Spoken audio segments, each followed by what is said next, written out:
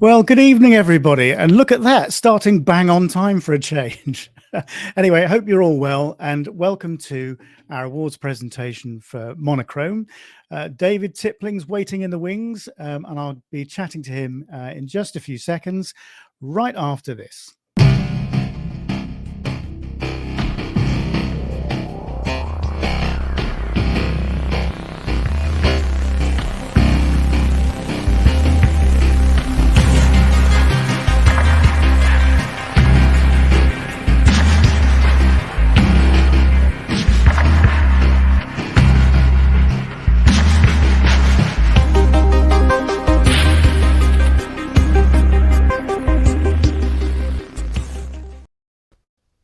Evening, David. Good evening, Rob. Good evening, everyone.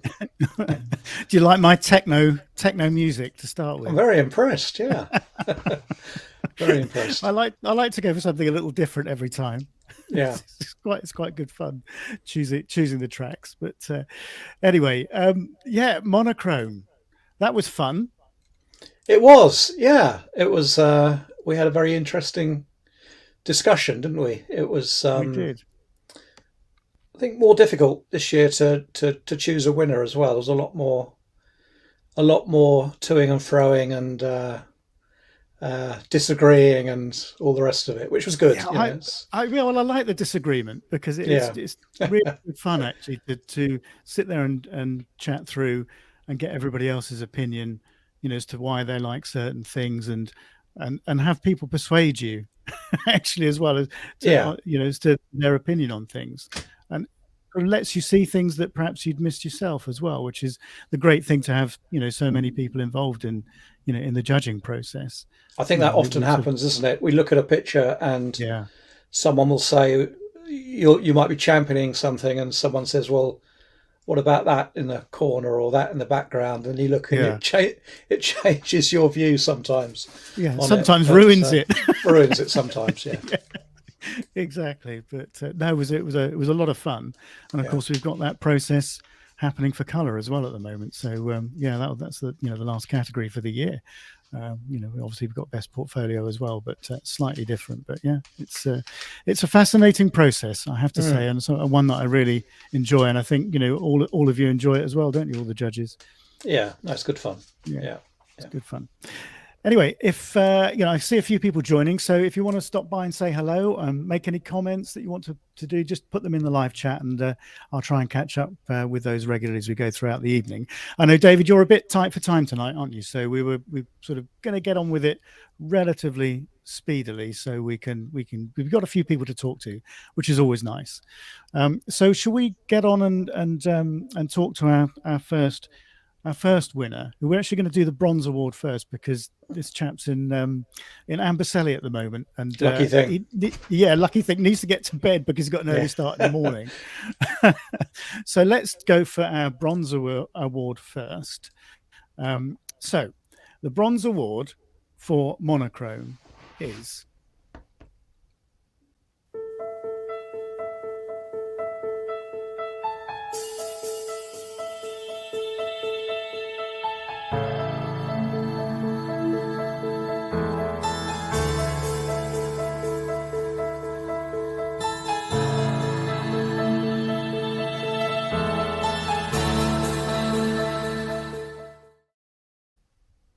Amish.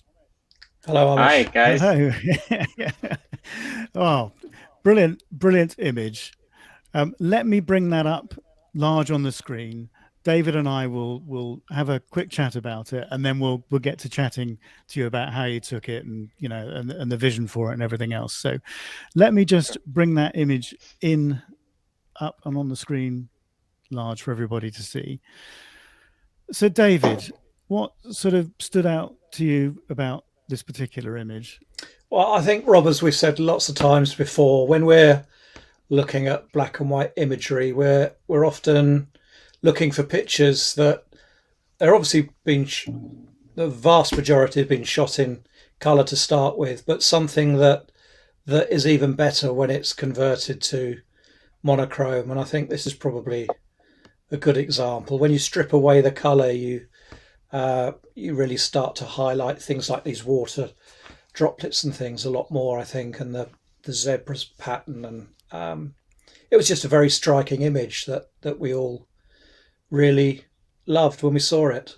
Yeah, it's a lot of fun as well, isn't it? There's sort of a comedic value to it Yeah, in a way, with that sort of, the shape of the water droplets and the way that the water coming directly from the mouth is, is it's got an opposite curve to the water that's, on the right hand side of the frame. So, it sort of meshed together really well, didn't it? And I yeah, think, it's perfect. The yeah. composition's really, Yeah, the spot on, I crop's think, really isn't it? good. The Yeah. crop's really good, and and the processing as well has sort of brought out, the elements that you need to see. Um, so, Amish, tell us about the image. Where you took it, and what, and the circumstances behind it. Sure. Well, first of all, thank you, and thank you, David and Rob, for your comments. Thank you for the award. You guys have managed to attract a lot of talented photographers and outstanding images. So I'm so honored and truly humbled to win this award. Let me start with the species. Of course, it's a giraffe, but it's actually a subspecies of the Maasai giraffe. It's called Right. the Luangwa giraffe. And according to the IUCN Red List, it's a critically endangered species of the giraffe. They're mostly found, as the name suggests, in the Luangwa Valley in Zambia, which is actually where this picture was taken. There's only estimated to be between 400 to 600 of these giraffes left. Wow.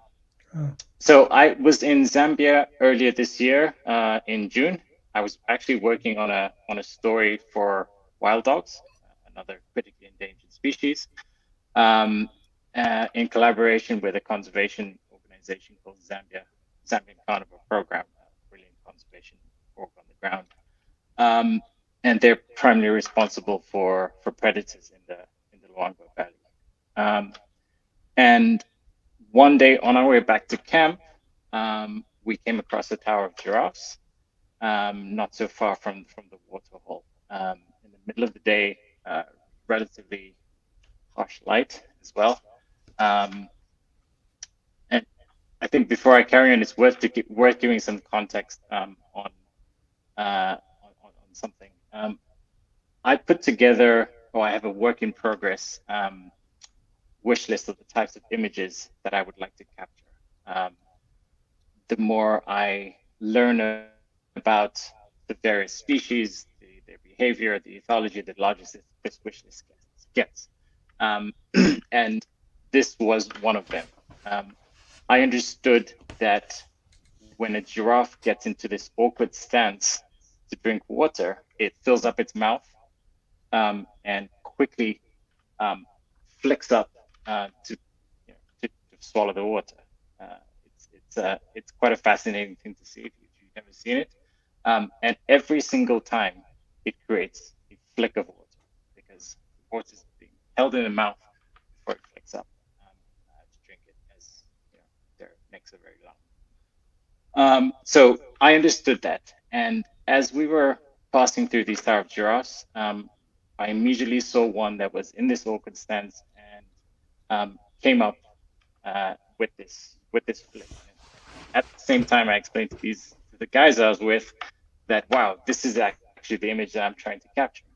As I'm explaining that, a second giraffe in the background gets into this awkward stance and starts to drink water. I had about 10 to 15 seconds to get my camera out of my bag. That mad dash. Put the settings right, make sure my shutter speed was pretty high so I could freeze the water and capture it. It wasn't the best of conditions. As I said, it was in the middle of the day, so the light was quite harsh. But it was lucky that the backdrop was a dark bush, and that's how I was able to blacken the background in the image. Yeah.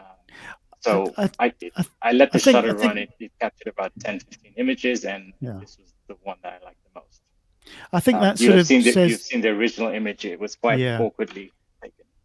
Yeah, I mean, I think that sort of highlights the what I've sort of said in some of the other lives about sort of working on projects and getting to know the species is what enables you to capture images like this, because you're anticipating the behavior.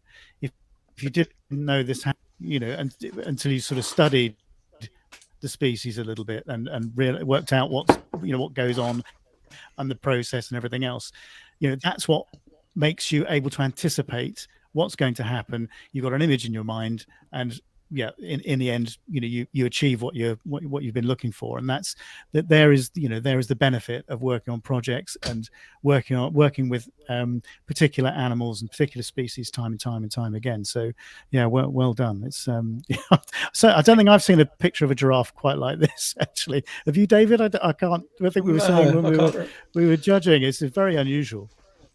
I think that's one of the things that drew us to it as well. It felt very fresh. It's when you've seen lots of pictures that are very similar, you obviously start to gloss over them a bit. But when you then come across something that is very new and makes you sort of sit up, they're the pictures that end up doing well. So. And as you were saying, I think it's black and white. If you're converting to black and white, then that should add something to the image. And this is one of those examples, isn't it?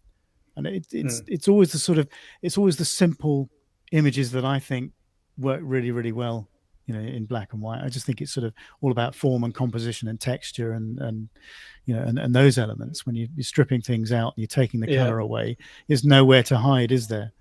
So, no, less is more. Yeah. Less is more. So a couple of comments coming in. Bianca Blanc's on. Hi, Bianca. Hope you're well. She said, wow, this is an amazing picture. Congrats. And Ian Taylor's on. He said, brilliant picture. So couple of nice comments there for people Thank you all. And watching. So yeah. Yeah, so well done, Amish. Great shot. Your focus this So your focus this week, you were saying, was sort of big tuskers, wasn't it? Yes, I'm in Amboseli at the moment. I've been here for 4 days. Tomorrow's my last morning, actually. So, and we've seen 3 big tuskers, actually 2 this afternoon, in Amboseli, and both of them were actually together at a watering hole. So I captured them in a single frame. So I cannot wait to see the outcome. Brilliant. Black and white, obviously. Well, we can't wait to see them in the competition next year. Yes, definitely. Brilliant stuff. Well, listen, we're going to let you get to bed because I know you got a very early start. Let's stop sharing your image for just a second and just bring you up. So yeah, we're going to let you get to bed. Thank you so much for making the effort, because I know it really has been an effort for you. No problem at all. It's a pleasure. Stay up. It's brilliant. I always love, chatting to the photographers and getting the story behind the images. So thank you so much for the effort and coming on and talking to us. It's been really good. Absolutely welcome, and thanks again for choosing my image. I'm brilliant. All right, Amish. Lovely to talk to you, and I hope that your last day in Amboseli is a fruitful one. So, thank you. Yeah. We're actually going to go and look for the black serval cat. It's a black serval cat. So, oh wow. Okay. Well, I've got my fingers crossed for you. So, thank you all. Thanks again, guys. I hope you find it. Okay. Lovely to talk to you. Bye-bye. Cheers. Okay. Wow. Right. Okay. So, moving swiftly on from one brilliant picture to another, what we're going to do next is we are going to go for my founder's choice. So let me get the right video lined up and go back to. I think what we should say, Rob, is that any of the pictures that we're seeing this evening could have won this. Really, such was the discussion and debate. So and that sort of goes back to the decision this year to include the bronze, silver, gold, and Founder's Choice winners in the overall discussion at the end of the year for the overall title, because what we found is that, and I think I've explained this before, is that the margins between sort of those sort of bronze, silver, gold, and and sort of Founder's Choice really are so paper thin. that sometimes images are chosen because they fit the category better, slightly better than another image. And that's perhaps why one might be elevated over another. Because, of course, you have to make a choice in the end. But, when we're considering the overall prize, then I think, to include those images is right, because, then you can look at everything on its individual merits. And I think that's a healthy thing. So yeah, we're going to be having a very interesting discussion, I think, in a few weeks' time. Yeah, that's for sure. Yeah. Okay. So, right, Founder's Choice. So our Founder's Choice Award winner is.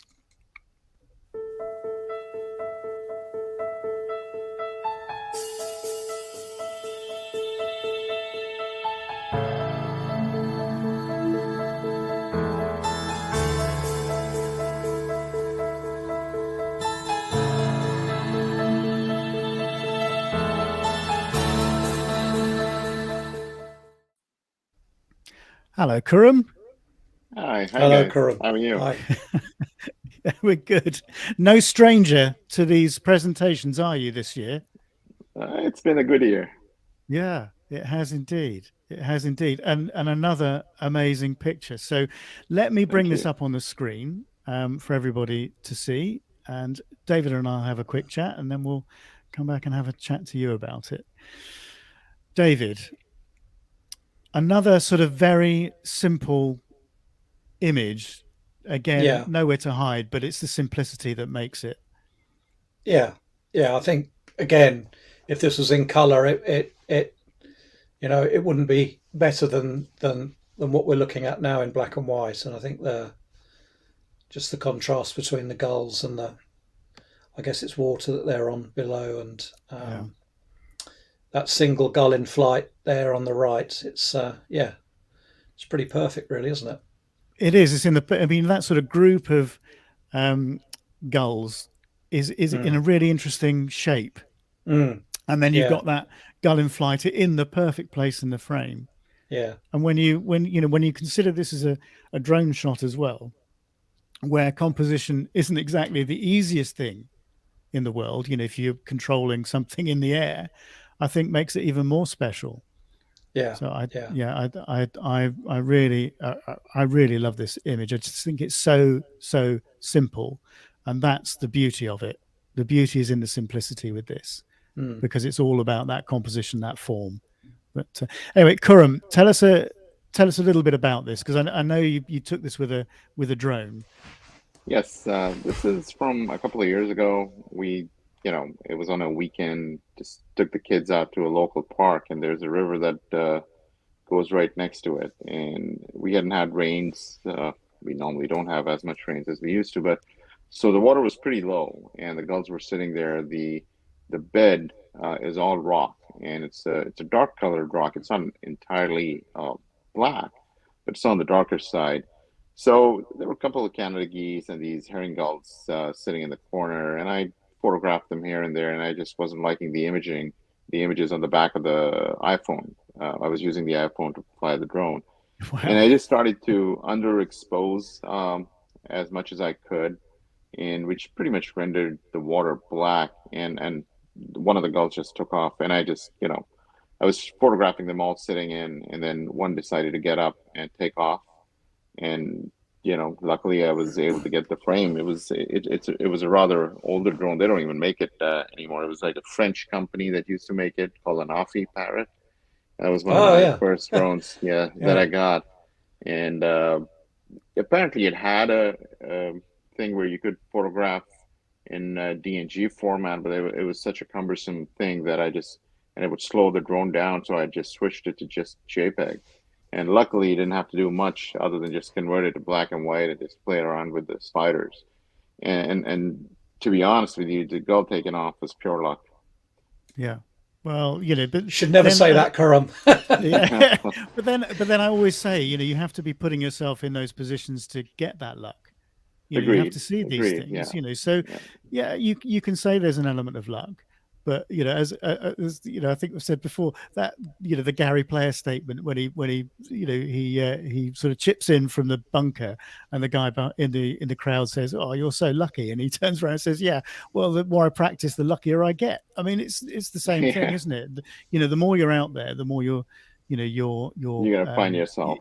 Exactly. You're creating your own luck. So there's always an element of luck with these things, but the more you're out there, the luckier you're going to get. So I was actually hoping for all of them to take off, but I didn't want to get the drone too close to scare them.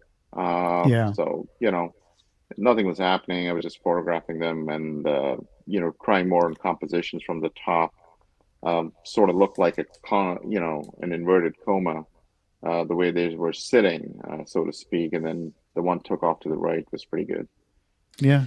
I mean, we do see pictures like this often, don't we, Rob, where there's no kind of context. So if that flying gull wasn't there and you'd looked at this, we would probably have a good idea that they were gulls, but you wouldn't be necessarily 100% sure without really looking closely. So that the flying gull really gives it, I think, context and makes the picture for me, because immediately what those other white dots are.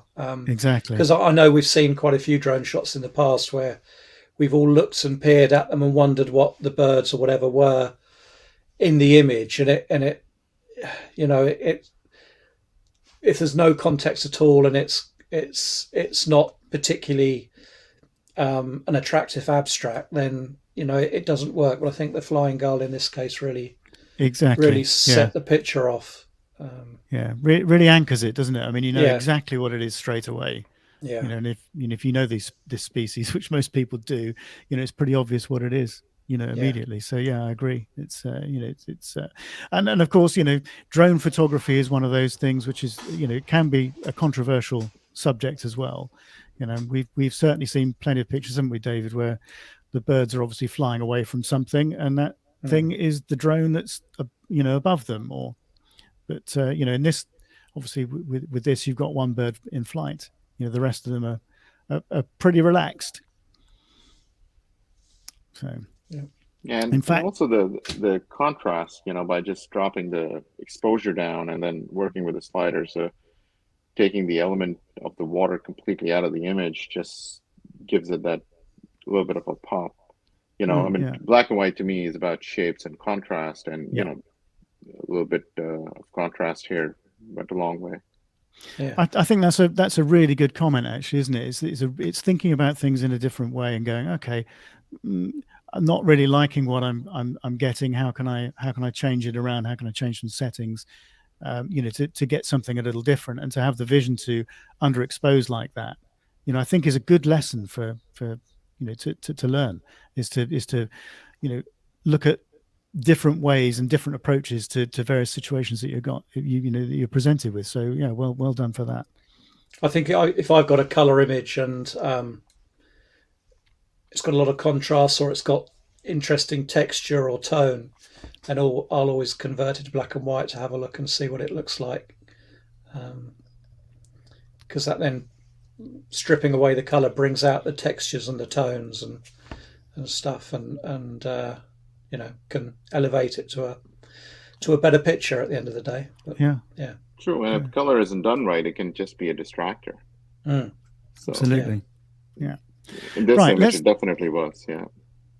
Let's stop sharing that for a second and bring you up larger again. Khurram, that well done for another amazing picture. There's a couple of comments coming in. So Crystal says, love this so much. Ben Pullitz is on. Hi, Ben. He says, hi, Rob and David. And Alan James, on iPad, you can't tell what the rest are. It's probably too small. You're going to have to pinch and squeeze and expand to look at it a little bit closer, Alan. Yeah. But no, I think the other bird flying, as David was saying earlier, I think, adds the context that you need for that image. It's such an important part of it. And if it weren't for that flying gull, it's not half the picture. That's really, really what makes it. So Rachel Piper's on. Hi, Rachel. It says, hi, everyone. Just about to see Jason Manford at the Alban Arena. We'll catch up tomorrow. Okay. Who's Jason Manford? Or am I just showing my age? Probably. Anyway, I probably am. Anyway, well, I hope you have an enjoyable evening, Rachel. Kurum, thank you so much.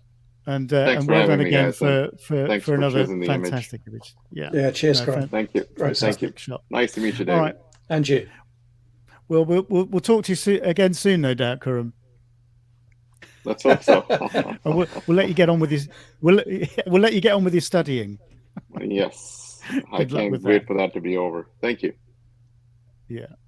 Have a Kurum, good evening, lovely guys. to talk. All right. And have a good rest of the day, and talk to you again soon, no doubt. All right. Cheers. Bye, Graham. Right. Okay. So next we have another guest lined up. So this is our Silver Award winner. So without further ado, let me line the video up. Let's get to the right place. Right, here we are. So our Silver Award winner for Monochrome is...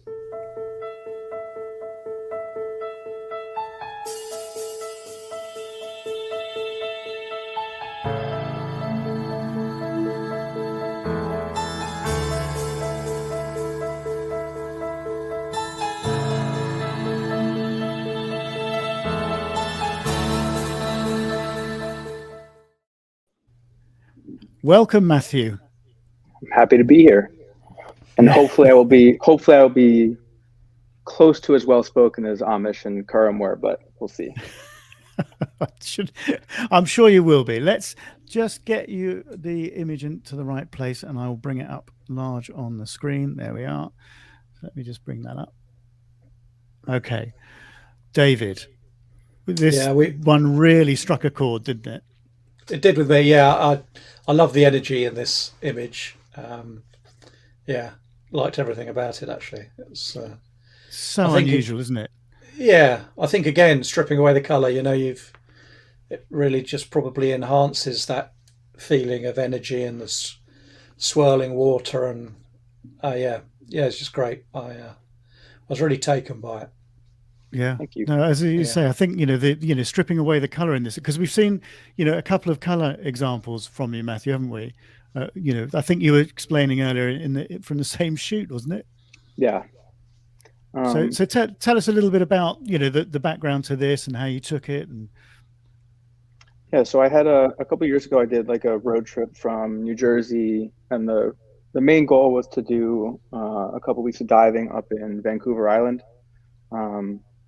And I was lucky enough to have a guy out there that I sort of knew. And I messaged him one day and I was like, hey, I've spent 3 days looking for salmon. I found some, but they're not in places I can safely access, or they're not in big schools. And I love salmon. I've been obsessed with them forever. And he's like, oh, don't worry, I'll take you out tomorrow. We'll go to a spot, no other people. It'll be cool. I'm like, okay, well, we'll see how this goes.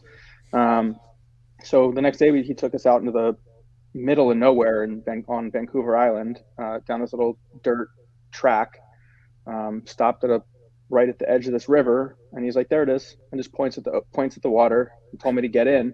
And there's thousands of at that time of year, it was pink salmon. So this pink salmon just streaming up the river.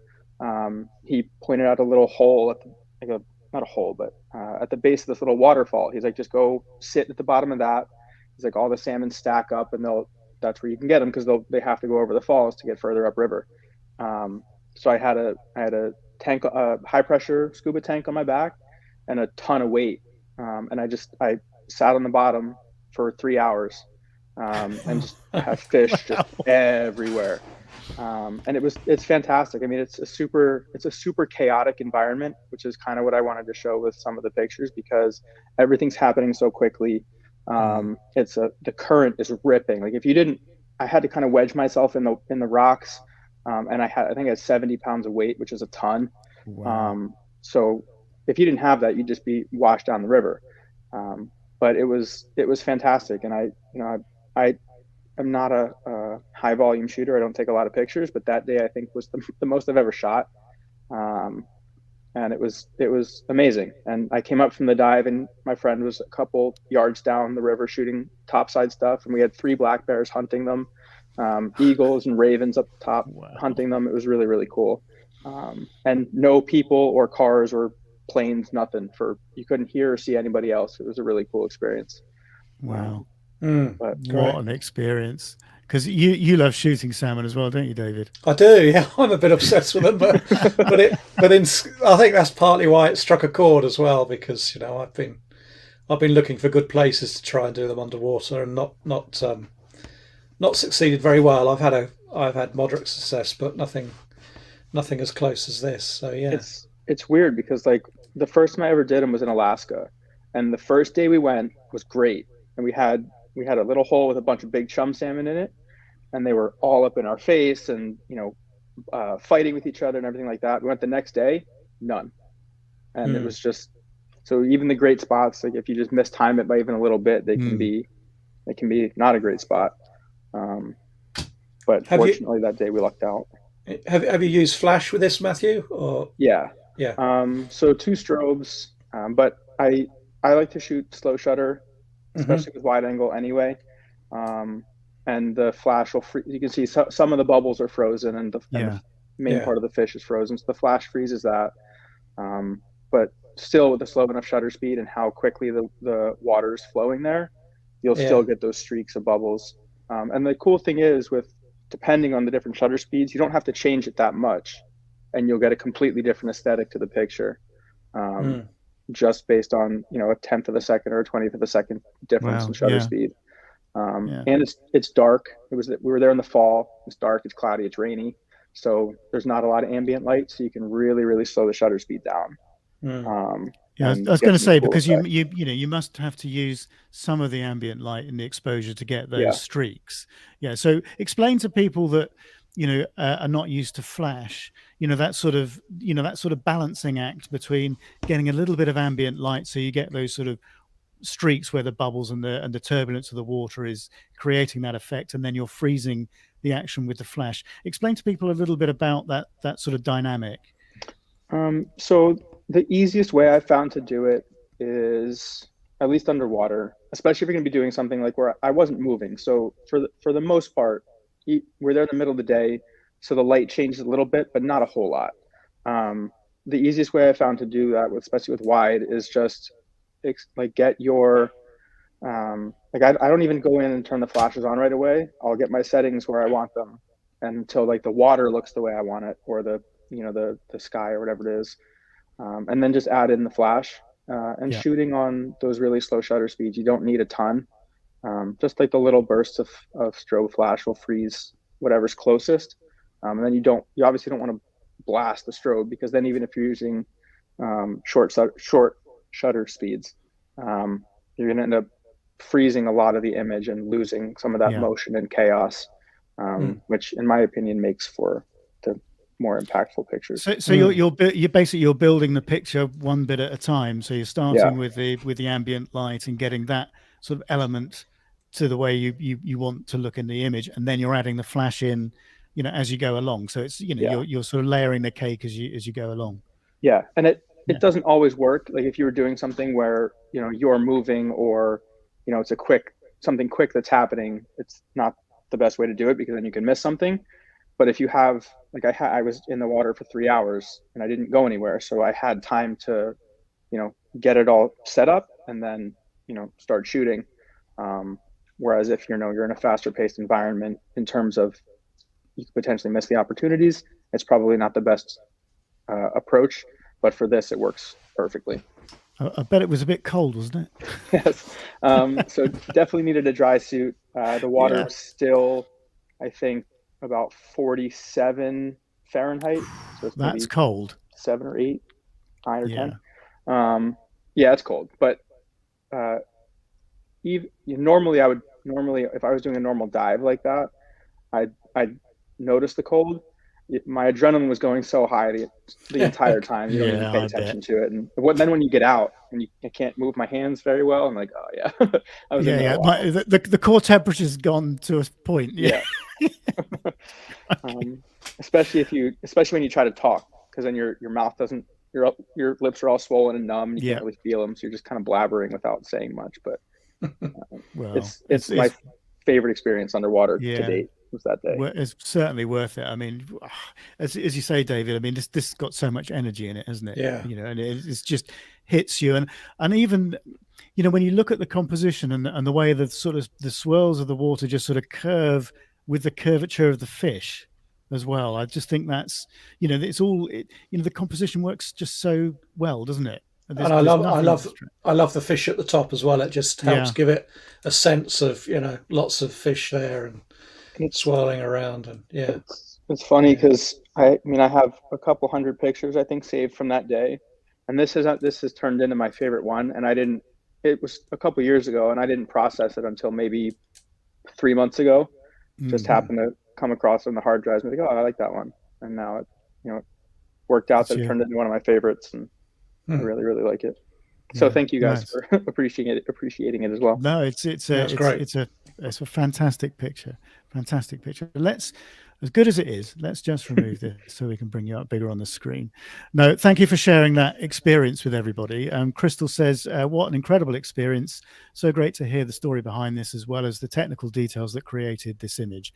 And I think, that when we impart this sort of information to people and tell them how these images were taken and share these experiences, I think, that really resonates with everybody. So thank you so much for coming on and, of course, and telling everybody, and sharing that with everybody. It's what this is all about, and I think that deserves it. This is one of these moments. So cheers.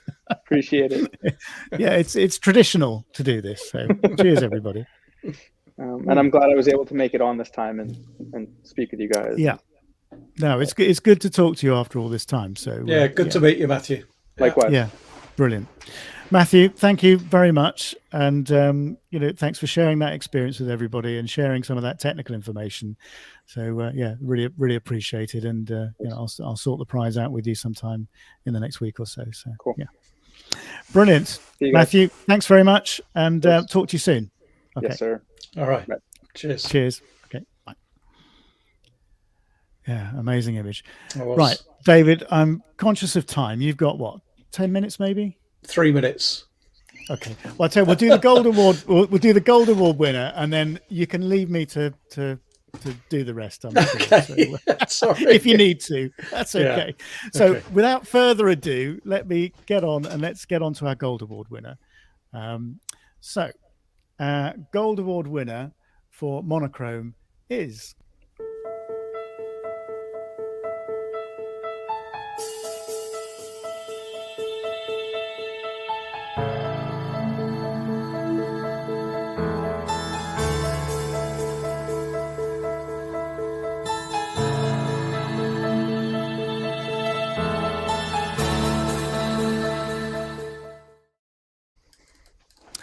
So I had to start with bringing this up big on the screen. Wow. Come on. I'm going to leave this to you. Me? Yeah. Well, we had a lot of discussion around this one. We did. I think we all like the subtlety of it, really, and the feeling of peering through the bushes at an animal that's quite hard to see in Africa, let alone photograph. And just the intensity on the cat's face. We like the way it stood out from the background and the different tones in the picture. So yes, but a lot of discussion around it. Yeah, it's amazing. I mean, unfortunately, Johan can't be with us this evening because he's out shooting in Africa somewhere, so he's not got an internet connection, which is a shame, because I'd love to have spoken to him about this, because it's just so, again, as you said, this is a caracal, and this is something that's really, really difficult to photograph anyway, and then to have the sort of vision to add the sort of artistic touch to it by putting that out of focus foliage around it like that, and these sort of little bokeh balls here, which obviously is just sort of lighter colored vegetation just catching a bit of light. It just adds to it. It's got a very mysterious air to it, I think, this image. Yeah, I mean, the 4 images we looked at this evening, is it 4? Yeah, have been very different, haven't they? They have, yeah. And so there were various judges championing different different images, but after a lot of discussion, yeah, we all came around to choosing this one as our Gold Award winner. Yeah, no, it's an amazing picture, and actually it's more sort of complex than a lot of the others that we've looked at. You know, the others are sort of very simple, but this has got a bit more going on, hasn't it? Yeah, Yeah, yeah, which you know, yeah. and again, I think, you know, it's sort of using the black and white in the harsher light as well. I think that's, you know, Yeah, that's the key to this. I think that's helping it stand out from that lighter background, and again, yeah, stripping away the color. Yeah, You're just focusing in on tone and texture and that stare, and yeah. and I Just, think, you know, there's a lot of skill in the post processing here as well, which is not to be ignored. yeah, So sort of bringing out the elements that need to be, you know, putting emphasis on the elements in the right way. I think that's a really important skill as well. yeah, You know, yeah, seeing the potential that you've got in the image that you've taken and making the most of it when you come to the post processing part of it. So yeah, no, it's a fantastic image. And as I said, well, as you've said actually, that all 4 images that we've looked at tonight all have their own merits, and it's so difficult to actually sort of choose how they should be placed when you're looking at them as a group. It's like, what, you know, what's first, what's second, what, you know, it's, you know, the margins are very slim. I think any art form is so subjective, isn't it? And Yeah, you know, it's there'll be people watching tonight who would have chosen one of the other images as their winner. It's just the way it is, I think, with these sorts of competitions. But I think we've got, as we said, we've got 4 very worthy finalists. yeah, which is the important thing. Yeah, absolutely. Have you got time just to do the young winner quickly? Very quick, yeah. Okay, all right. Well, as I said, don't want to gloss over this too quickly, but you know, I know your time's sort of running a bit tight with you. So, congratulations, Johan, amazing picture. But let's get on and do our young award winner, because I know you want to show this picture because I know you really like it. So, anyway, our young award winner for monochrome is.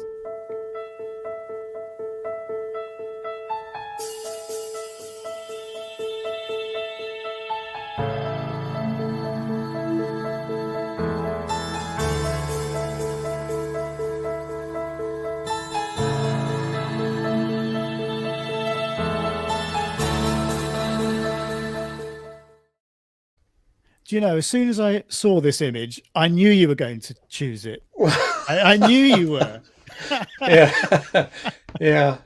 No, well done, Anton. It's a great picture, and a bit like with the herring gulls earlier. You know, that one that's got its wings out landing. It really helps make it. I think. Yeah, it gives it a focal point, leads your eye into the image, and then you're able to explore the rest of the picture. And it's just so graphic, isn't it? And you know, when you've got an image like this, that's so sort of graphic. It's shouting out to be converted to monochrome. And no, it's great. It would make a great poster for the wall. Well, funny you should say that. Funny because he's made a video. Because he couldn't be here tonight, so he's made a video. You've got to see it. Actually, it's about a minute long. Okay. So shall I play that now? And yeah, okay, I'll bring that up now because it's he's quite an extrovert, I think. As will be. But anyway, I'll play this for you now, and all will be revealed. So. Hello, everybody. My name is Anton Drexler, and I'm very happy to be part of this great competition. I really like it how you give specific photos a different meaning in a different context with your monthly competitions. Yeah, I'm 17 years old and I'm going to finish my school next summer, and I'm probably going to make wildlife photography or something in this direction my profession. So if you have ideas for projects and collaborations, just let me know. The photo I won with is minimalistic and monochrome, but it offers much potential for interpretation. I have heard from many persons that they can identify with the starting, flying in the middle, just like being different in comparison to others.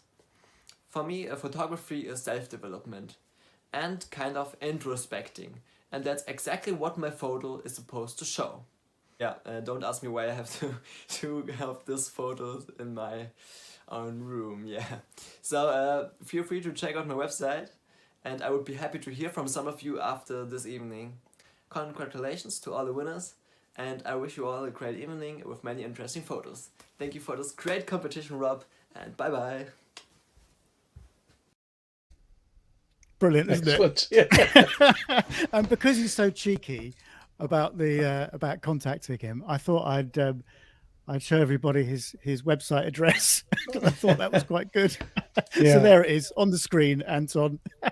So thank you for putting that video together. But I think he said it all, didn't he? Really, you know. Yeah, no, very good. It's such a graphic image. I just love those sort of 4 lines of the wires and the way that it's got a really nice balance of the number of birds on each one of them. And so that one starling on that 3rd wire down with its wings spread. I mean, couldn't have got any better, really, could you? No, just like the salmon, I'd have loved to have taken this. It's yeah, great. Yeah, it's a fabulous image. So anyway, there you go. There's his website address if you want to check him out and get in touch. Brilliant. Yeah, and good luck with a career in wildlife photography. It's a tough gig these days. You know, you really have to work hard. You really have to work hard. But if you know, keep coming up with images like that, then I'm sure he'll get there. No, it's an amazing picture. So well done, Anton, and you'll go in the mix, obviously, for the young, you know, the overall Young Award winner for 2022 as well, along with some amazing. I mean, the young kids, they've produced some amazing stuff again this year. It's just been really inspiring, actually. It's been really inspiring. They're very impressive. Yeah. You could put quite a number of them in with the adult competition, and they'd do well. Be up there at the top. Yeah. I think they would. Yeah, and as I said, we had this last year as well. So let's just catch up with, I think there's one more comment just before you go. So Crystal says, the composition of the cat in Johann's image was beautiful, and Anton's image is excellent. Awesome future ahead of him. Yeah, I think so too. Yeah, absolutely. And Bianca says, again, amazing picture, just like the other ones. I think she's referring to the caracal. So it's been an amazing set of pictures. Thank you for your time this evening, David. I know you need to rush off. So I'll let you go, and I'll finish up with the commendeds and the highly commendeds. I've got those videos to play for people. So. Okay. Well, thanks very much, and thanks everyone. See you soon. Brilliant. Thanks, David. I'll catch you soon. Yeah. All right. Cheers. Okay. Bye. Cheers then. Right. Okay. So thanks to David for his time this evening. Let me just finish up with let's do the highly commended images. So the highly commended images in monochrome are as follows.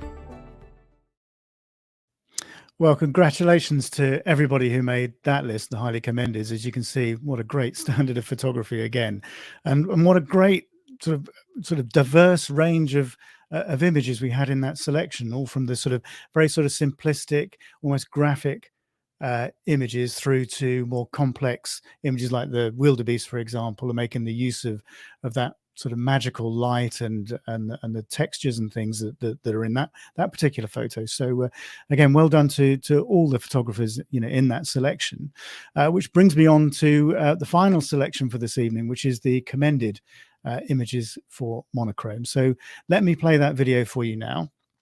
So the commended images in monochrome this year are as follows.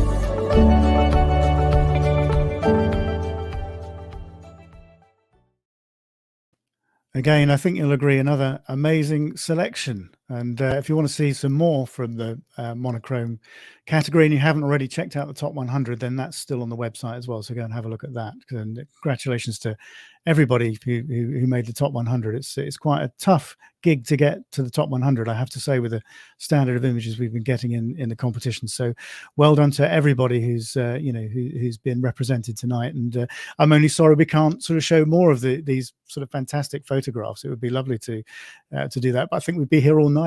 That's the problem. But anyway, well done to everybody who's been represented tonight. Just fantastic photography. I'm still blown away by the standard which is coming in every month. And of course, we're going through the process of judging for color at the moment. There is a top 100 which has been sorted. We're just doing the final stages of judging for that over the course of this week. So I'm hopeful that the top 100 for color will be out by the end of the week. And of course, don't forget that this week sees the last chance for you to get involved in the Best Portfolio Award, as that closes on the 30th, which is Wednesday, I think. So midnight Greenwich Mean Time, so UK time. So don't miss out on that, and don't get the time zones confused if you live overseas. But Best Portfolio, there's a fantastic prize on offer from OM System for that one, which is the OM1, that sort of mirrorless magician, as I call it, plus a couple of lenses and a 2x converter as well. So that's worth well over £4,000. So it's really worth getting involved with that if you haven't yet entered Best Portfolio. So you need 10 images representing the sort of 10 category themes that we've run this year. You can enter fresh images, or you can enter images that you've entered into the previous categories. That's fine, even if they've won an award. That's fine too. So do make sure that you get your images in plenty of time and don't miss out on that one. I said, the prize for that is fantastic, and thanks to OM System, formerly Olympus, of course, for putting up that prize. It's really appreciated. So I do hope that you'll have a go at that one. So I think that's it. Probably the next live will be for color. Actually, the announcement for the winners of color. I think we'll probably need to do that either in 2 or 3 weeks time, because I'm going away again for a week, of course, and then we've got Christmas coming up and the New Year and everything. I just do not know where this year has gone. So look out for the announcement of the winners for color. Look out obviously for the top 100 for color as well, which will be probably Friday. I'll let you all know via email and via social media, of course. Thank you all for watching this evening. Let's let me check. I think there might be one final comment coming in. Candy Kane says, how many picks came in this month? For monochrome, I think it was about 900. Can't remember exactly off the top of my head, but most categories this year and last year actually we've averaged about 1,000, 1,100 in each category. So for the 10 categories over the year. So yeah, pretty good show. So Alan James says, thanks, Rob. Well, thank you, Alan, for tuning in and watching again. It's appreciated. So anyway, I hope everybody has really enjoyed that selection of images this evening. I said, well done again. To all our winners, fantastic photography people. I'm just blown away by the standard. And I said 2 or 3 weeks time, we'll do the winners for color. And then probably will be early in the new year. We will be doing the winners, for the overall competition. So, for the best portfolio award, and obviously, our young WildArt Photographer of the Year and our overall WildArt Photographer of the Year. So I would imagine that's going to be early January by the time we get all that judging sorted and the presentation prepared for you. So look out for that. So I said, don't forget monochrome closes this Wednesday. Look out for the top 100 for color, and we'll be doing the color awards presentation in 2 or 3 weeks time, which will be the next live. Anyway, thank you all so much for watching again. And don't forget that the recording will stay up on the Facebook page and the YouTube channel, so you can go back and flick through, the images again and relive some of those sort of stories from the photographers, if you'd like to. So thank you so much for watching. And I'll catch you again in 2 or 3 weeks' time when we do the awards presentation for color. Anyway, take care of yourselves, and I'll see you again next time.